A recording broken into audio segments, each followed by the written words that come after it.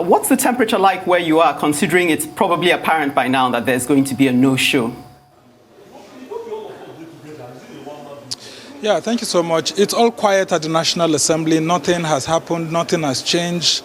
Federal lawmakers are going about their normal business. I mean, we had the Senate, for example, looking at executive communication from the presidency, and they dealt with issues that were referred to them by the executive.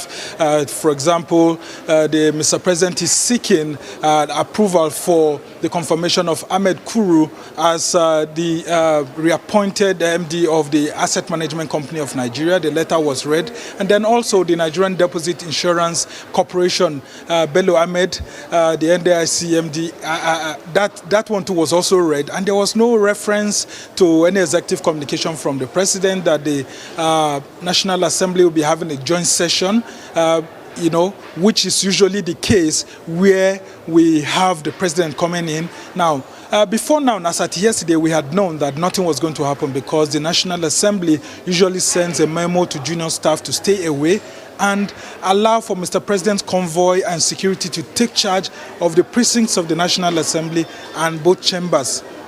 But that didn't happen. So as it stands right now, it's all clear, and especially based on our report last night, that Mr. President is not going to be available here, and it's now left to the House of Representatives to see the next action. We are hoping that maybe a member or two may raise a motion asking why Mr. President did not show up based on their invitation and the promises that they were made, by their leadership to them, that Mr. President will be showing up today.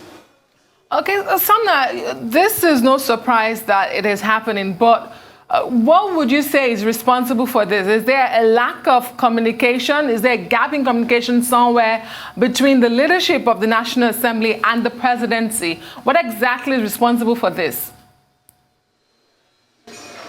Well, I've taken my time since yesterday to speak with lawmakers individually, and some of them wouldn't want to say this on camera. Some of them even were shy about saying this off the camera, but some of them were courageous enough to actually tell me off the camera that indeed their party leaders were very hard on them, especially members of the House of Representatives, for allowing such a scenario to happen where President Buhari will be summoned by the House to come around and brief them all of this. That number one, they should have known that the APC is in clear leadership of both chambers of the National Assembly.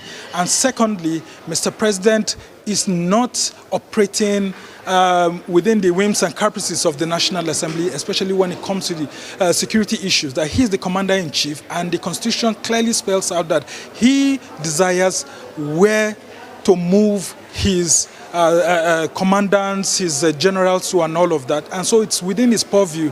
And then thirdly, that as a party, the Speaker of the House of Representatives should have played much more maturity by ensuring that he takes control of the House by not allowing it to degenerate, in their own words, to the extent of a chief executive from their own party, that is Mr. President, being summoned. So they saw it as being derogatory, and that the Speaker actually lost control of the House during that session. These are the things that they wouldn't want to see on camera, but these are the things that these lawmakers are telling some of us. And we're also wondering, okay, if that is the situation, doesn't Mr. President also owe it as a sign of maturity and a respect for our democracy to address the nation on the circumstances that have led to this rise in insecurity? Well, they have said that he has done that as several opportunities that have been presented, and what they are saying is that they have summoned the service chiefs several times, and that the service chiefs have spoken with them as federal lawmakers on what's going on. And so it was an extreme by some of their colleagues to have called for Mr. President to come around and brief them, because they feel that whatever the Chief of Army Staff says,